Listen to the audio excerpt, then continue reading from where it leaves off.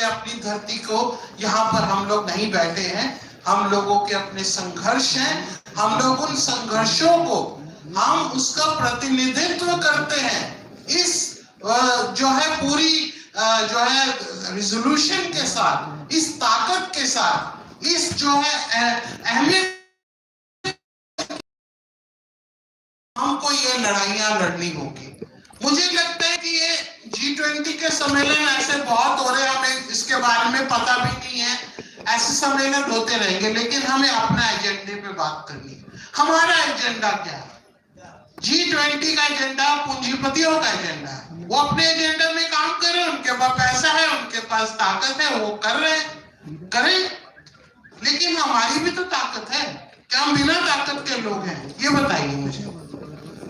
क्या हमारी कोई ताकत नहीं है?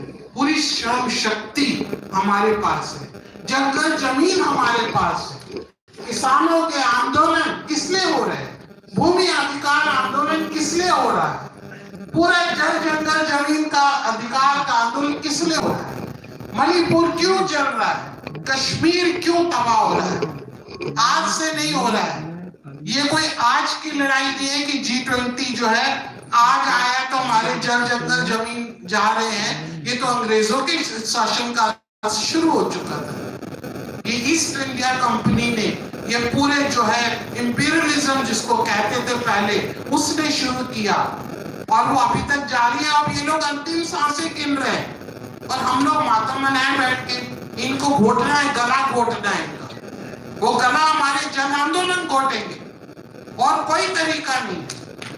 और उस आंदोलन को हमको बढ़ाना होगा सर, क्यों? उस आंदोलन की रणनीति में बात करनी होगी। हम लोग इनके रिस्पॉन्डेंट बन के नहीं रहेंगे कि G20 का हो रहा है तो हम रोना धोना करेंगे यहाँ पे बैठ के। हमको चैलेंज करना होगा, चुनौती देनी होगी कि समझ जाओ, अगर हमारे जल जंगल जमीन को हाथ लगाया तो तुम्हारे हाथ काट देंगे, और अगर हम तुम्हारे आंख उठा के देखें तुम्हारी आंख फोड़ देंगे। और हमारे जो जिस कदर पर इन लोगों ने मणिपुर में जो हिंसा कराई है, दो समुदाय को आपस में खड़ा करके जंगल की जमीन पूरी जमीन को, जंगलों को लूटने की, जमीनों को लूटने की, खनिज को लूटने की जो साजिश रची है, उसमें दोनों में किसी को फायदा होने वाला नहीं है। कि मैदानी लोगों को मिल जाएगा? बिल्कुल नहीं मिलेगा। उनको भी बाहर भागना पड़ रहा है। मिजोरम से उनको बाहर भगा दिया डर के कि अभी वहां पे कुकी लोग आ जाएंगे। कुकी लोगों को वैसे बाहर भगा दिया। ये खेल आज का नहीं, बहुत पुराना है। जो पूरा सेंट्रल इंडिया है, जो पूरा झारखंड, छत्तीसगढ़, मध्य प्रदेश, तमाम जो इलाके जंगल के हैं, मेधावी यहाँ बैठी है, पूरा जो नर्मदा का इलाका है, इस सारे इलाके में ये तो कब से चल रहा है। झारखंड में तिलका मांझी क्यों हुए? सिद्धू कान्हू क्यों हुए? उन हिस्ट्रीज को हमको, उन आंदोलनों को हमको याद करना होगा। याद के हमारे बीच में है। उन लोगों ने कलेक्टर के, तिलका मांझी ने कलेक्टर के ऑफिस में उसको तीर मारा था कि हमारे जमीन पर आप कैसे आ गए? ये किसी की धरोहर, ये किसी की मिल्कियत नहीं है। ये जो है ये हमारे सूर्य भगवान की धरोहर है, जिसको जो हम जो है इस्तेमाल करते हैं, हमारी जीविका। इसके ऊपर आप जो है व्यापार नहीं कर सकते। इस बात को क्या हम मजबूती से कह सकते हैं? मैं ऋत्विक की बात कह रही हूँ। ऋत्विक ने बिल्कुल अच्छी बात कही कि सिविल सोसाइटी बिल्कुल अभी कुछ जो है ताकतवर नहीं। सिविल सोसाइटी ताकतवर था कब? जन आंदोलन थे ताकतवर। माफ कीजिएगा, मेरी बात को अन्यथा मत लीजिएगा। सिविल सोसाइटी सिर्फ रिस्पोंडेंट है, स्टेट को देखकर रिस्पॉन्ड करते हैं। आवाज जनता से आती है, जन आंदोलन से होती है। आज राहुल गांधी को भी 1000-5000 किलोमीटर चलना पड़ा पैदल। क्यों चलना पड़ा? इसीलिए चलना पड़ा कि इंटरनेट और जो है घर में और अपने दिल्ली में बैठकर जो है राजनीति नहीं होती है। राजनीति सड़कों पर होती है, आंदोलन सड़कों पे होते हैं। क्या हम वो आंदोलन शुरू कर सकते हैं? और मुझे लगता है कि हमारे देश में आंदोलनों की कमी नहीं है। बहुत बड़े बड़े आंदोलन चल रहे हैं। नियमावली जिसके बारे में ऋत्विक ने बात किया, आज वेदांता कंपनी को क्यों भागना पड़ा? वो इसलिए भागना पड़ा कि वहां पे जन आंदोलन तेज थे, वहां आदिवासियों का आंदोलन बहुत तेज थे, सिविल सोसाइटी थोड़ी गई थी वहां, आदिवासियों ने भगाया वेदांता कंपनी को, और आज भी लड़ रहे हैं तमाम इलाकों में, जंगल के इलाकों में ये कंपनियों को भगाने का काम। जहां से दयामणि जी आती है वहां कम लड़ाई हुई है क्या? वहां पे आदिवासियों ने खड़े होकर लड़ा है, और ये हमला आदिवासियों पर है। अभी बिल्कुल आप किसी साथी ने बोला पहले दलितों को, पहले क्रिश्चियन को, पहले मुसलमानों को, तो अब आदिवासियों पे तो बहुत पुराना हमला है। नेशन स्टेट का हिस्सा माना ही नहीं उसको, इंडियन स्टेट ने उनको बाहर रखा है इससे।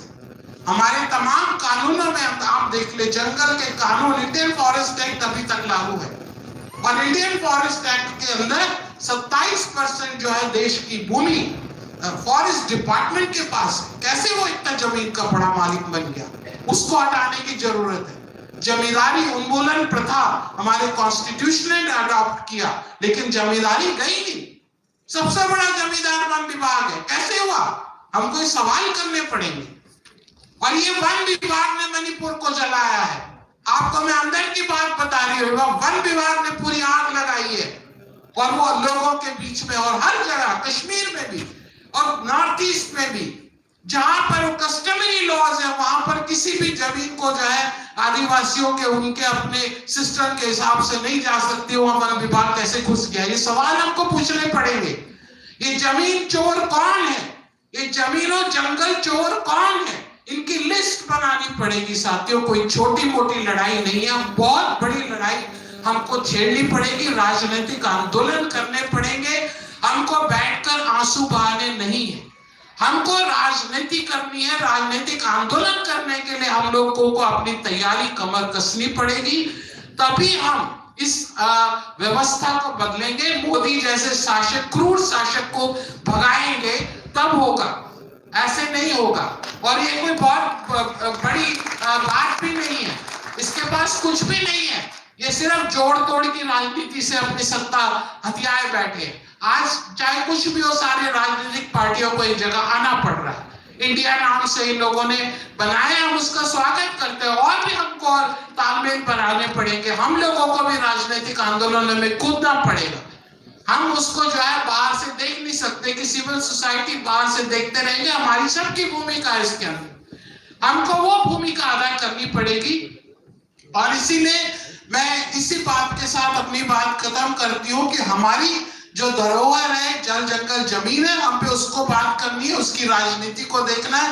और G20 जैसे ये सम्मेलन तमाम होते रहेंगे, इससे घबराने की जरूरत नहीं है। हमको अपनी जनता को तैयार करना है, वो महिलाओं को तैयार करना है, आदिवासियों को तैयार करना है, दलित आंदोलनों को तैयार करना है। तमाम आंदोलनों को इकट्ठा करके इस आंदोलन और इन सारे नफरती और इन सारे जो जमीन चोर है, जंगल चोर है, इन सारे माफियाओं को जो है इस देश से खदेड़ डाला। साथियों, इंकलाब जिंदाबाद।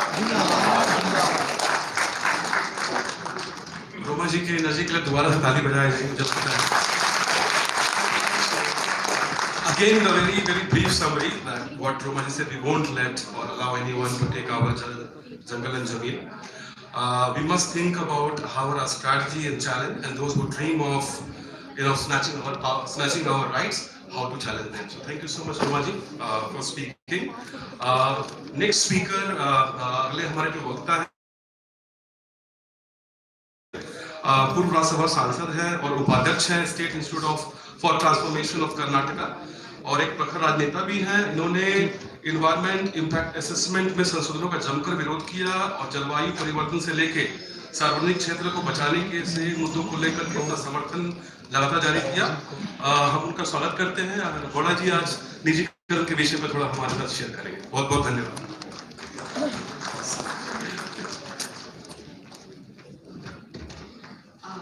Rajiv Gowda, former Rajya Sabha MP and Vice Chairperson Karnataka, is yet another politician who fiercely opposed the amendments of EIA and continues to voice his support on various issues including climate change and saving public sector.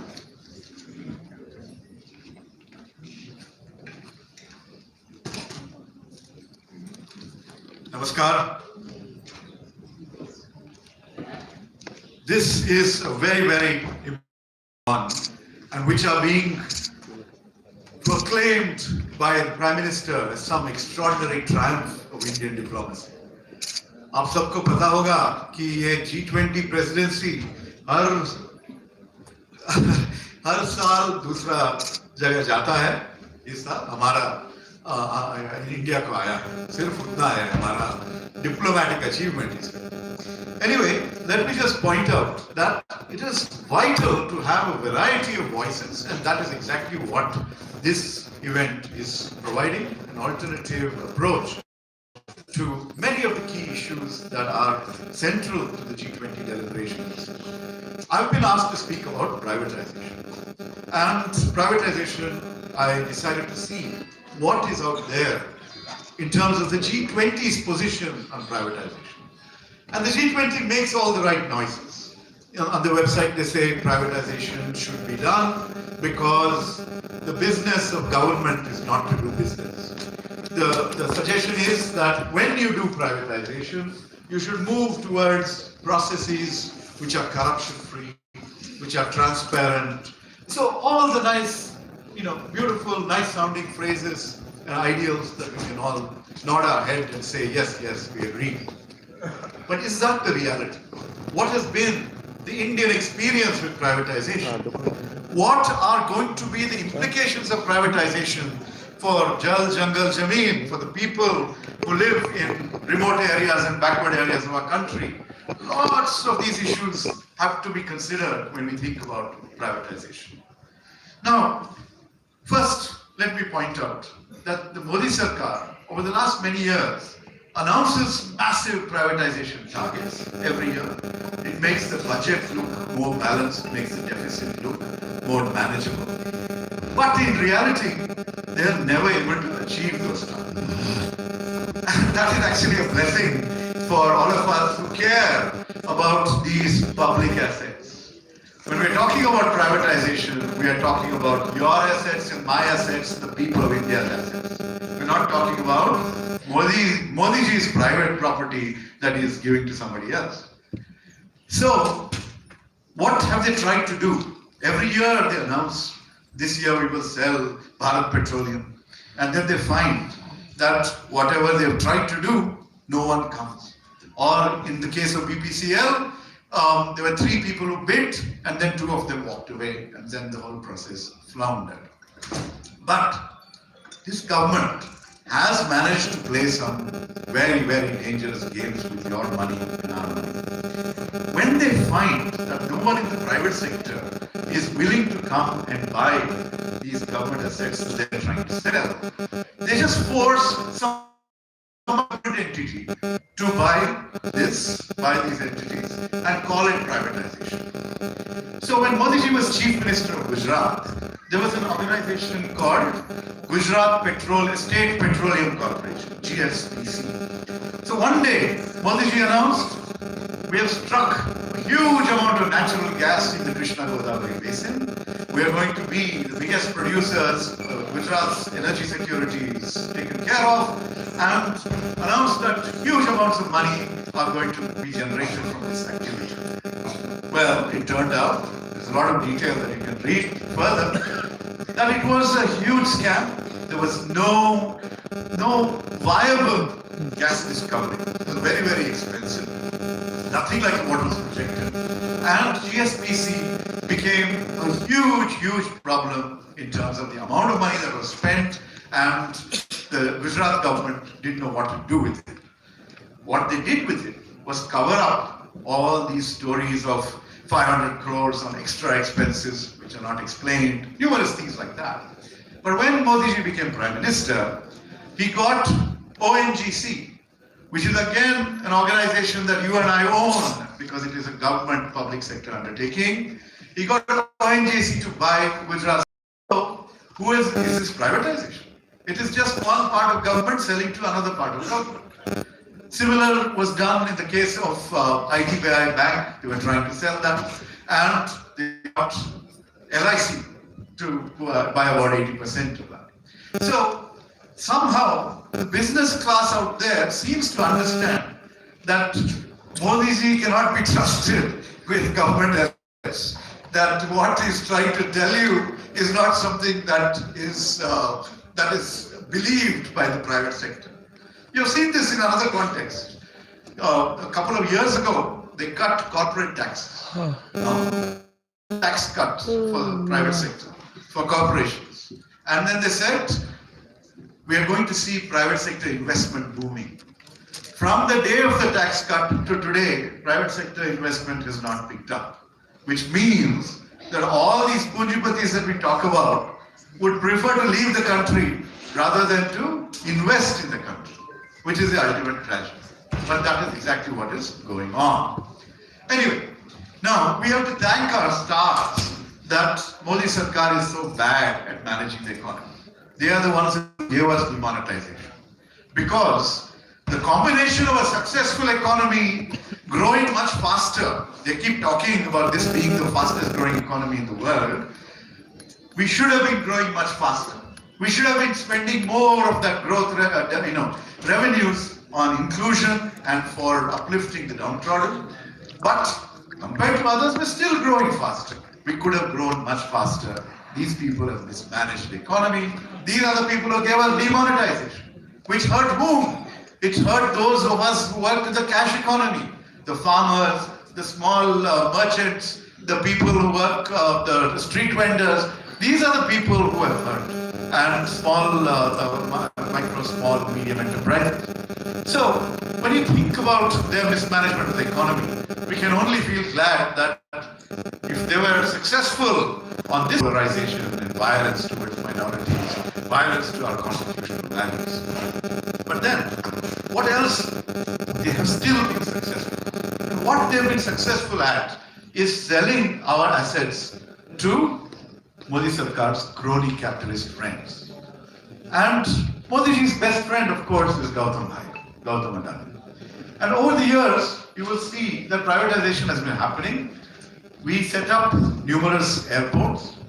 And when they decided to hand over some of these airports to public-private partnerships or to the private sector, they decided, second round, to essentially privatize 6 airports.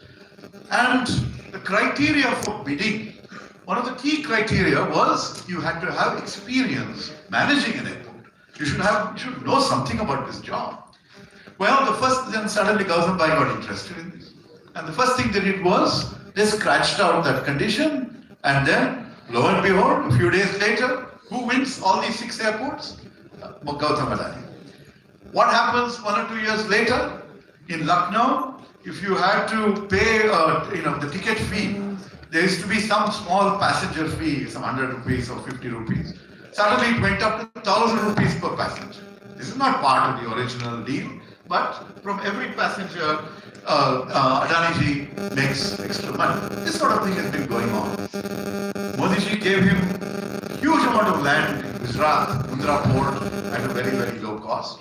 So what Adani ji is doing is he's cornering the ports, the airports. There's talk about privatizing the railways. And then there is an organization called Container Corporation of India, which moves logistics and freight across the country. This is also something that he has an eye on. So soon we will have a monopoly in anything that has to move anywhere in the country. You will have to pay a little extra to Gautam Bhai. Typically what they do is they undervalue public assets. Or in the case of Air India, 60,000 crores worth of debt was taken by the government and it was sold to Tata as a song. NDA 1 set the pattern. They sold the Ashoka, not the one in Delhi, but in other cities at a very, very low price. The land would have fetched more. And this is what they tend to do. They sold VSNL to the Tatas and afterwards discovered that the Tatas had the VSNL had this huge undersea cable. More than what was paid by the Tatas for VSNL itself. So, I mean, this is what they do, and this is what they call privatization. Now, privatization is very dangerous also on 2-3 fronts. One, there's always been talk, thanks to civil society and progressive forces who push back. We push back against privatization of electricity, privatization of water, privatization of various things that are our rights, which is the government's job to provide them to us as utilities. And there has been pushback, but that never stops. There's always an effort to try and make profits and to exclude those who cannot pay. There is another effort where banks, now they say banks are very healthy. But how did they become healthy? When they have so many NPAs left by Nirav Modi and Vijay Mallya and Mehul Chokshi and all our friends of the Sarkar, well, the government has just taken over these loans and left them, so they're no longer on the books of the banks. They've written them off. Then finally, the most dangerous thing about privatization. If you remember the agenda of Prime Minister Jawaharlal Nehru, it was to take development to the interiors of the country, to areas where the private sector would not go. It was to create development in backward areas, to provide economic growth and education and opportunities for people in the interior. And the moment privatization happens of these companies, you can be sure that all those remote, probably less economically beneficial entities will be shut down because they don't make economic sense. And more than that, the final and most dangerous aspect, reservation for backward classes, Dalits, Adivasis, is right now available only in the public sector, available only to government and public sector organizations. There is no private sector reservation, and once you privatize, all these organizations have played a crucial role in inclusion, in bringing social justice, for taking the backward communities, historically disadvantaged and exploited communities, giving them a place at the table, giving them a chance to grow and to be role models for the rest of their communities and for India, to break these historical barriers. All those reservations, all that progress will be destroyed because the private sector has no obligation whatsoever to continue with reservations. These are the dangers of privatization. These are what we don't talk about when they talk about efficiency and when they talk about this is not the business of government.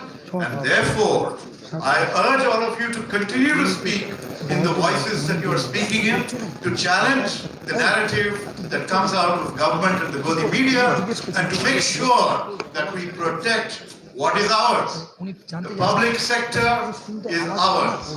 It belongs to the people of India. Let us help the public sector become more efficient, more equitable and inclusive.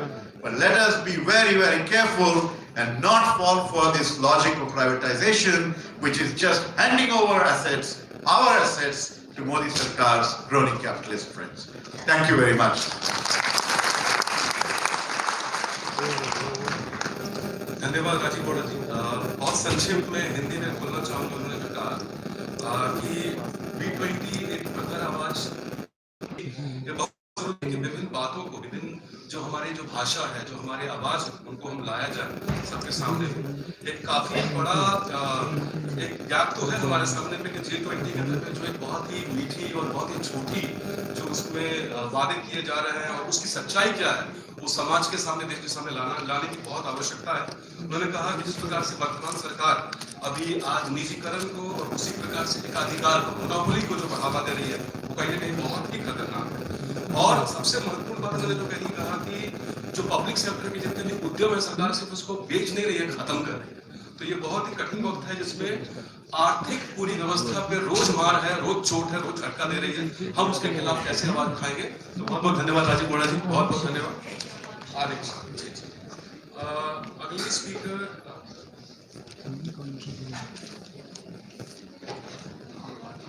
conspiring again. She's been harassed and even just last week to talk on communal harmony in an institute and she was banned from there. And just like many of our speakers here, she's been constantly hounded and trying every means to get her back to jail. But we know that no matter whether in jail or outside, you cannot stop a force like this. She will speak on the dissent and democracy in India amidst the claims of mother of democracy. जी स्वागत है आप आए। सरकार के खिलाफ साजिश यहाँ पर इल्जाम है। लोकतांत्रिक अधिकार पर प्रबल कार्यकर्ता हमारे बीच में citizens for justice and peace से संबंधित तीसरा जी गोथा दंगों के बाद तत्कालीन गुजरात सरकार की मिली भगत को उजागर करने के लिए और अदालत में जाने का साहस किया इन्होंने और उन्हें जेल में डाला गया और अभी भी गुजरात सरकार और कई सारी एजेंसियां इनके पीछे दोबारा इनको जेल में डालने की कोशिश कर रही है। आज हम उनको सुनने जा रहे हैं। लोकतंत्र की जननी जो भारत सरकार ये दावा कर रही है लोकतंत्र की जननी, उसके बीच में जो हमारी असहमति है और जो डेमोक्रेटिक जो लोकतांत्रिक जो हमारी आवाज है उसके बारे में बात रखेंगे। बहुत बहुत स्वागत है।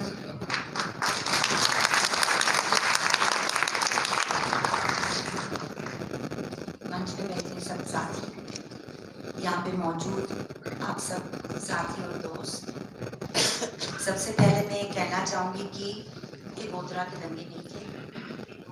ये गुजरात में 2002 में कम से कम 19 जिलों में तरह का जलसा और इतिहास इसको बदल नहीं सकता। विनती है कि साथ याद करें। दूसरी बात कि हाँ जरूर बेंगलुरु शहर में कोशिश की गई कि इंडियन इंस्टीट्यूट ऑफ साइंस में अधिकारियों ने बेचारे सिक्योरिटी के जो ऑफिसर्स या फोटो सुनी है मेरा फोटो दिखा के एंट्री करना बंद किया। मगर मैं ये ज़्यादा याद करना पसंद करूँगी और आपसे शेयर करना पसंद करूँगी कि वहाँ के प्रोफेसर और स्टूडेंट्स ने, वहाँ के विद्यार्थियों ने बिल्कुल ये कहा कि हमारी गेस्ट है और वहाँ पे 4 घंटा मीटिंग हॉल में नहीं मगर कैंटीन के बाहर चली। और इसीलिए मुझे लगता है कि हमें वो याद करना ज़्यादा ज़रूरी है क्योंकि Indian institute of science Bharat का सबसे प्रीमियर साइंस इंस्टीट्यूट है और उसके 2 दिन पहले भी international centre of theoretical sciences में भी हम मौजूद थे और बाकी जगह भी जैसे आपको जाने का अधिकार है वैसे हमें भी जाने का अधिकार है।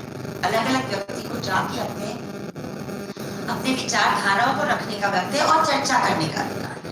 और सबसे ज्यादा मैं ये भी कहती हूँ कि कम्युनल हार्मनी और पीस और जस्टिस मतलब कि न्याय, अमन और आपस में एक तरह का सौहार्द, उसके बाद में अगर सरकार नहीं चाहती कि बोलना हो तो आप सरकार की ही नियत जान सकते हैं। इनकलाब जिंदाबाद, लाल सलाम, नीला सलाम। B20 जो पीपल का समिट अभी 9-10 सितंबर को होगा ये शहर में और जिसको लेकर इतने हमारे आर्थिक कमजोरी वर्ग के लोगों के घर उजाड़े गए, जिसके बारे में हम शकील सर और बाकी उनके साथियों को सलाम करते हैं, वृंदा जी को सलाम करते हैं कि उन्होंने ये संघर्ष उठाया। ये G20 क्या है नहीं है वो अभी तक साथियों ने बहुत अच्छी तरह से बता चुके हैं, मगर मैं G20 को किस तरह राजनीतिक प्रचार में घुमाया गया है। 1 साल पहले हमारा टर्न आया था सर, 1 साल पहले, मगर चूंकि इलेक्शन 2024 में इसलिए 2023 में इसको रखो, ये सरकार ने सोच के ये साल में रखवा दिया और अगले साल एक छोटा सा एक देश फिजी नाम का टर्न है तो भारत भी G20 का अध्यक्ष होगा और फिजी भी होगा और पीछे भी कोई लोग थे और आगे भी रहेंगे और ये रोटेशन में चलता रहेगा। और ये G20 का जो हमारा जन आंदोलन का समिट हो रहा है ये बहुत एक महत्वपूर्ण कदम है। और मैं बाकी सब जो बातें यहाँ पे रखी गई, जंगल, जमीन, आर्थिक नीति, तो मैं बिल्कुल मानती हूँ ये जरूरी मुद्दे हैं और इस पे होने ही चाहिए। मगर मैं थोड़ा सा बहुत नम्रता से विनती करना चाहती हूँ कि हमारे देश के अंदर जो जहर फैलाया जा रहा है और एक तरह की नफरती जहर जिस मंशा से फैलाया जा रहा है, इसके ऊपर अगर जन आंदोलन एक आवाज में नहीं उठाएंगे और अपने काम में ये जहर के खिलाफ आवाज उठाने का काम नहीं करेंगे तो मणिपुर छोड़िए, नून छोड़िए, गुजरात छोड़िए, हम बस रास्ते के लिए साफ करें। और इसलिए मेरी विनती है कि along with talking about privatization, along with talking about exploitation of minerals, forests, mining agencies, we should talk with the same breath and conviction about fighting the corrosive hate that has been deliberately perpetrated in our country with a political motive. Because let's not forget that it is dividing even people's movements and the people into silence. I'm not saying people's movements have become communal. मगर कहीं ना कहीं एक डर बैठ जाता है कि ये विषय पे मत काम कीजिए, हमारे आर्थिक मुद्दाओं पे जमीन पे हम काम करें और ये हमें नहीं ले सकते, ये हम ये चुनौती अगर नहीं लेंगे और दोनों मुद्दे को जैसे ही 92 में एक तरह से नई आर्थिक नीति लाई गई ये देश में और साथ साथ बहुसंख्यकवाद का नफरत फैलाना शुरू किया गया, दोनों चीजें ये देश में साथ साथ हुई है और ये साल के बाद समझे मुझे लगता है कई गलतियां करने जाएंगे तो जाना होगा जो सरकारी स्कूल बने दिल्ली शहर एक कमर कोशिश की प्रचार ये सरकार हर चीज को भारतीय जनता पार्टी और राष्ट्रीय स्वयंसेवक संघ की तरफ घुमाने की कोशिश करती है और ये गोदी मीडिया जैसे लफ्ज इस्तेमाल किया गया मंच से और मैं कहना चाहूंगी कि हमारी लोकशाही और जमहूरियत पे एक तरह से पूरा गले का पकड़ हो गया कि यहाँ पे मनोज झा जैसे हमारे जो नेता बैठे हैं, राजीव बोहरा जैसे सदन में बैठे हुए नेता बैठे हैं, वो गिन चुन के आपको मिलेंगे। बाकी जो हमारे सदन में हमारे नेतृत्व करने वाले जो हमारे लीडर हैं वो या तो अरबपति है, करोड़पति है, या तो मोबाइल कंपनी के ओनर है या खनिज कंपनी के ओनर है। तो हमारे पूरे parliamentary democracy has got completely throttled by the politics of sheer money politics and power।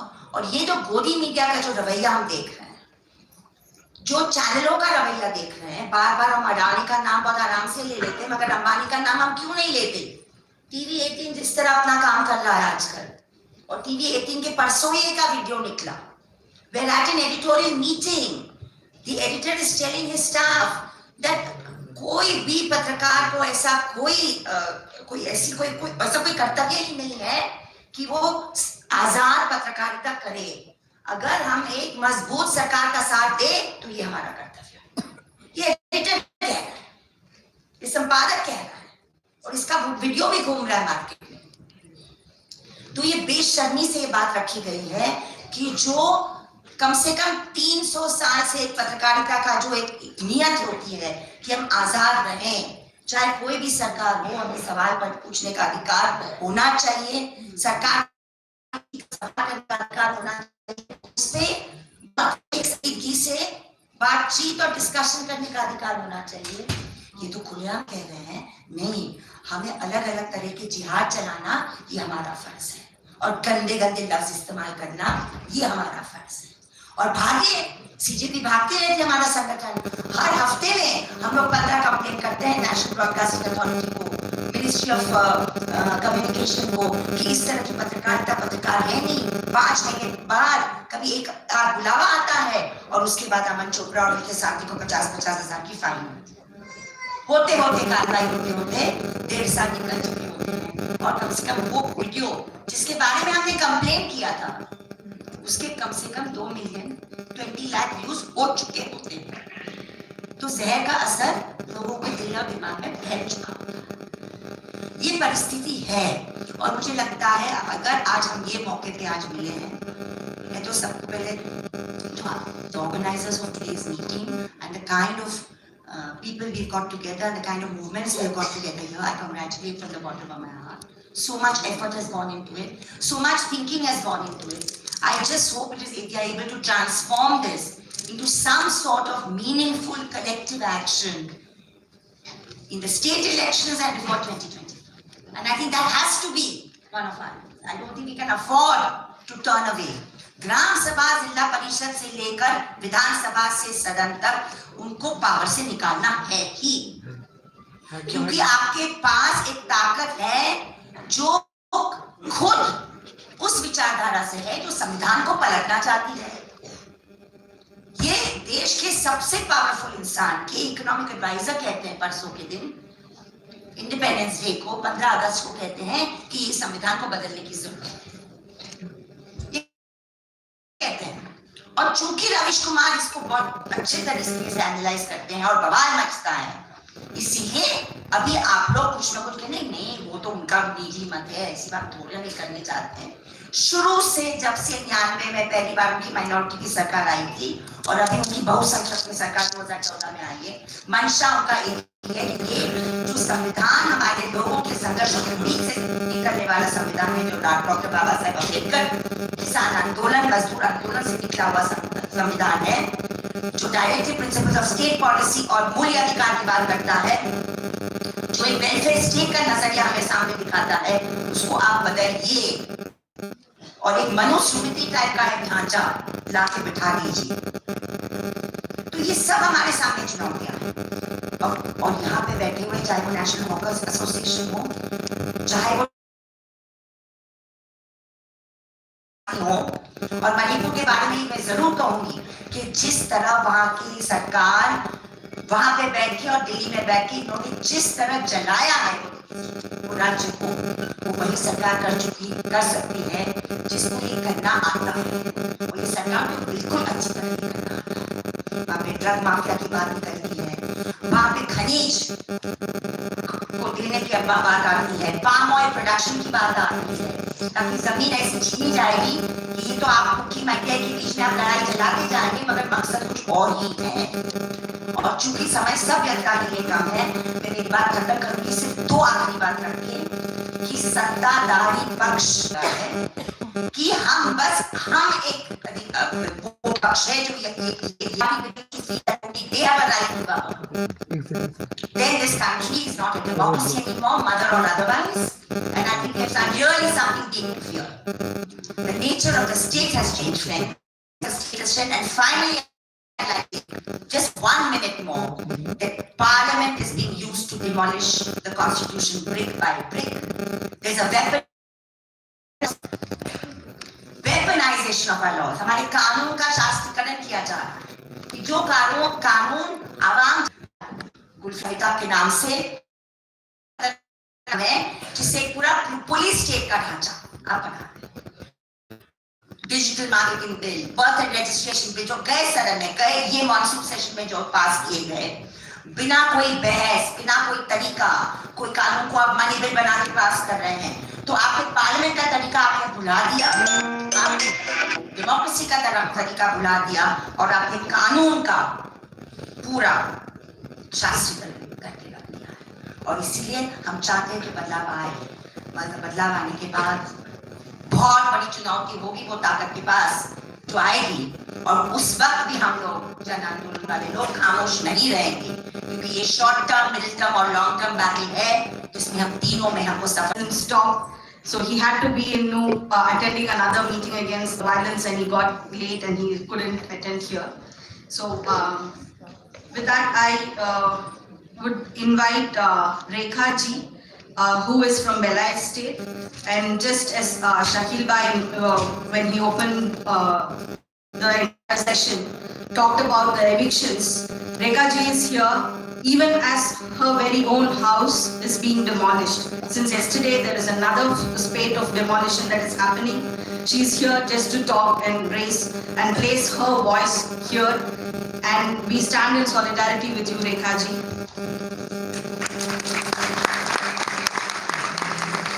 Rekha ji बेलाय स्टेट से है, और जैसे शकील भाई पहले बताया था, दिल्ली में जिस तरह का एविक्शंस हो रहा है, उनका भी कल से उनका घर छोड़ा जा रहा है। आज फिर भी उन्होंने इधर आया है आपके साथ बात रखने के लिए, तो हम आपके साथ हैं रेखा जी।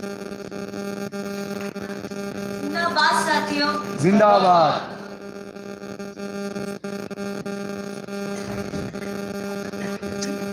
मेरा नाम रेखा है और मैं स्टेट से यूनिवर्सिटी से हूँ। और यहाँ ऐसा नहीं है कि सिर्फ मजदूरों को मैं किसानों के यहाँ से हूँ। एक तरफ तो जैसे कहते हैं कि जहाँ झुकी वही मकान, लोगों के लिए अपने पार्टी वाले लोगों को दिया है, क्योंकि हम खुद भी अपनी कोई परेशानी जब पार्टी के पास जाते हैं, बीजेपी लोगों के पास जाते हैं, तो हम नहीं होंगी। तो इससे साफ जाहिर होता है अगर आपने कोई भी सुविधा की है तो वो सिर्फ बीजेपी है। 1913 से अंग्रेजों के टाइम से, आजादी से पहले वहां रहते आए हैं, जो हम प्रूफ कर रहे हैं, हमारे पास कागज है, हम दिखा रहे हैं।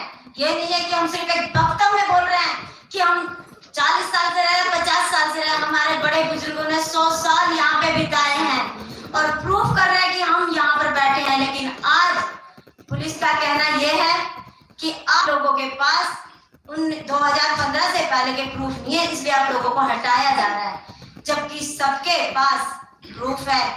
पुराने कम से कम 40-45 और जो हमारे बड़े बुजुर्ग हैं उनके पास तो जब से ये आइडिया बननी शुरू हुई है तब के हैं।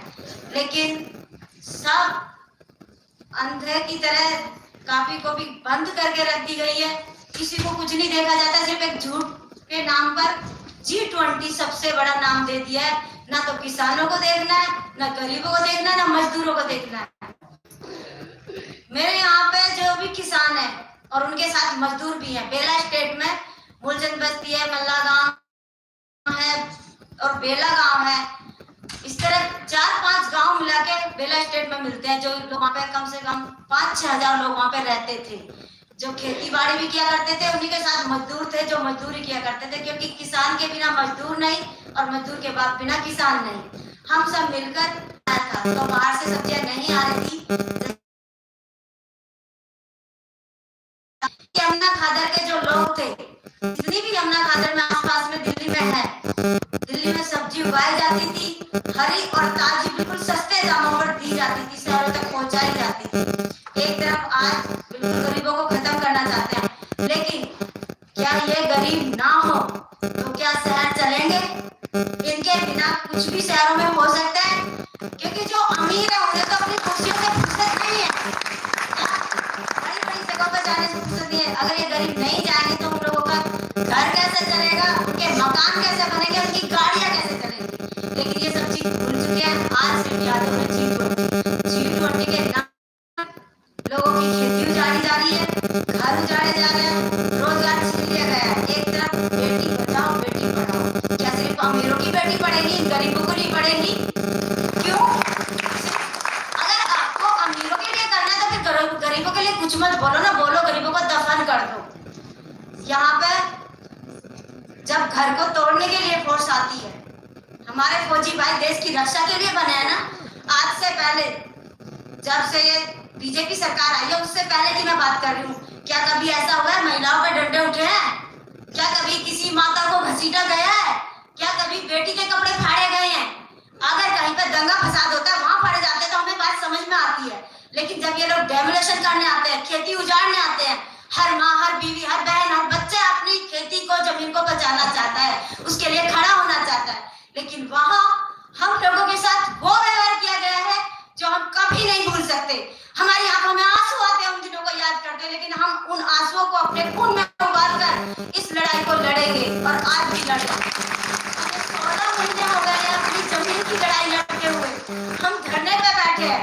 ऐसा नहीं है कि हमने किसी को ज्ञान नहीं करा, एक बार नहीं कई बार लेटर दिए हैं, लेकिन उनका कोई जवाब नहीं है। मैंने जो हमारे शहरों का विकास करते हैं, हरदीप पुरी जी है, अमित शाह जी हैं, उनको भी लेटर लिखे हैं, लेकिन उनका भी कोई जवाब नहीं है। हमारे जो देश के कानून मंत्री हैं, मैंने उनको भी लेटर लिखा है कि हमारे इतने बड़े बुजुर्ग हैं जो 100 साल यहाँ बिताई है, इतने पुराने समय से रह रहे हैं, लेकिन उनको न्याय नहीं मिल रहा है। मेरी आपसे हाथ जोड़कर विनती है कि एक बार इन लोगों की फाइल खुलवा दीजिए जो इन्होंने सेशन कोर्ट में बंद करवा दी, क्योंकि हमारे पास इतना पैसा नहीं है कि हम बड़े बड़े जजों को या वकीलों को पैसा देकर केस जीत सके। हम गरीब लोग हैं, खेती बाड़ी से अपना घर चलाते हैं, अपने बच्चे पालते हैं, हम पशुपालन भी करते हैं, जो कि गाय है, भैंस है, उनका दूध भी हमने शहरों तक पहुंचाया है। बकरियां भी कुछ लोग रखते थे, जो कोरोना टाइम में भी वैसे भी डेंगू मलेरिया जब मर्जी आ जाता है, आज तक हमारे जंगल में किसी ने किसी से 1 रुपया नहीं लिया, सिर्फ एक अच्छाई के तौर पे कि अगर किसी का बच्चा ठीक होता है, किसी की बेटी ठीक होती है, किसी के पिता ठीक होते थे, और ये दूध आपको देने के लिए दिया, सबने फ्री में वो दूध भी दिया। लेकिन आज वहाँ पे सब कुछ खत्म कर दिया जा रहा है। कैसे? पहले खेती उजाड़ी गई, खेतों में बुलडोजर चलाए गए, उसके बाद घरों को तोड़ा गया, जब भी ये लोग नहीं गए तो इनके घर में तोड़ दिए गए, क्योंकि सरकार ने वहाँ पे कोई सुविधा नहीं दी है, बिजली की, पानी की, टॉयलेट की, किसी भी तरह की हमें कभी कोई सुविधा नहीं मिली है। लेकिन जो हमने कैसे भी करके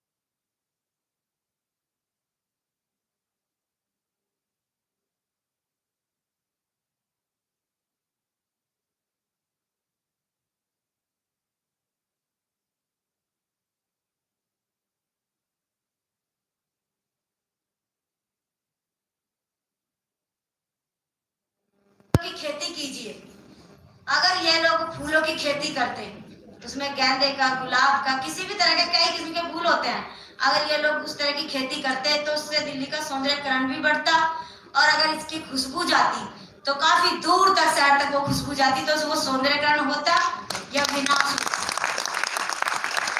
लेकिन अच्छी बातें नहीं सोची जाती, क्योंकि गरीब लोग इन्हें निकालने में ज्यादा फायदा है, क्योंकि अरबों खरबों की प्रॉपर्टी है।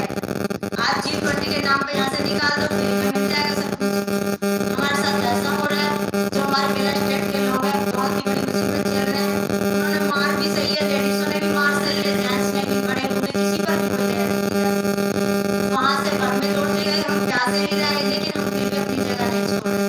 अब कल भी वहां पे ऐसा कुछ नहीं है जिसे वो तोड़ने जाए। जब आपने घर तोड़ दिए, पक्के मकान पहले तोड़ दिए, उसके बाद खेत भी खराब कर दिए, सामान भी आपने पहले दाब दिया। अब अगर वहाँ के लोग किसान है, मजदूर है, अपना रह रहे हैं, थोड़ा बहुत खाना बनाने के लिए बर्तन वगैरह जो नए खरीद के लाए, कल उन्हें भी उठाया गया जबरदस्ती, क्योंकि ये लोग हट नहीं रहे, तो उस सामान को करने लगे हो। मैंने उस पर भी जंग की कि अगर आपने ला के रखा तो जो हमारे पास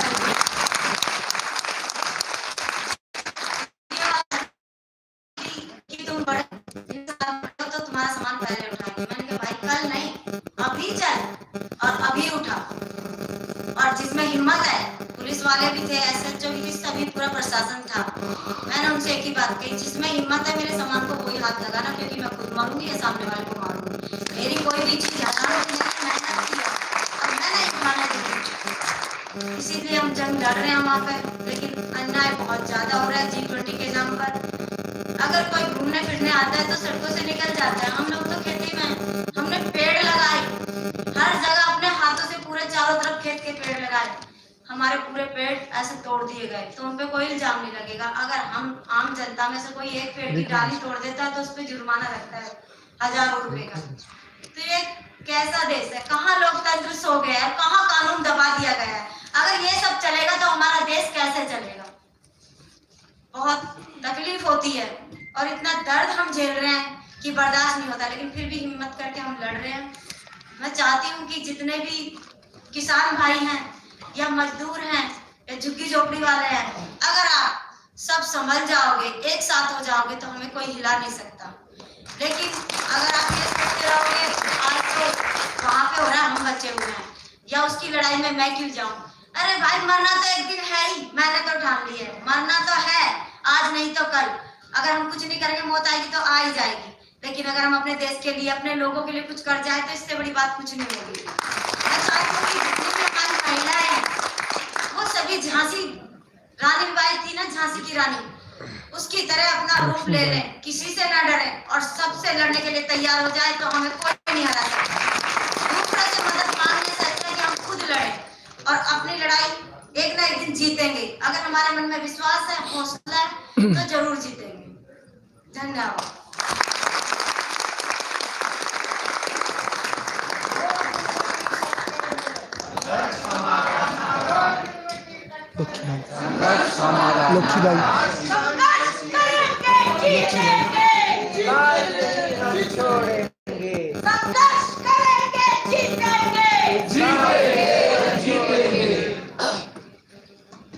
इतनी सारी बातें हमारी साथी ने बोल के गए, मुझे लग रहा है कि कितना उसका समरी करें वो बहुत कम है, बहुत मुश्किल है इसका। लेकिन दो तीन बातें जो उन्होंने बहुत मुझे लगता है कि a couple of things she said in very elaborative manner that you know there's a basically small farmers and within the national capital, so nobody is aware about that. Even during the COVID crisis, they could manage to access those fresh vegetables in the national capital, which couldn't be imagined during that time. So I think the way government is sort of, you know, taking over those land of the small farmer is in the name of G20. I think it's really cruel, and I think it cannot be explained in the words. Demolition, she talked about that, but she spoke about that she has been writing letters to Prime Minister, Home Minister, and she's not getting any response. So I think she's not expecting a response, but she's still writing those letters. And at the last, she said that if we all united, the farmers, the workers, people who are living in the slums of cities. I think we can fight it out. We can move ahead on that. So I don't know. Sorry about that. We can't translate so much. Thank you so much. बहुत बहुत platter से ताली बजाइए.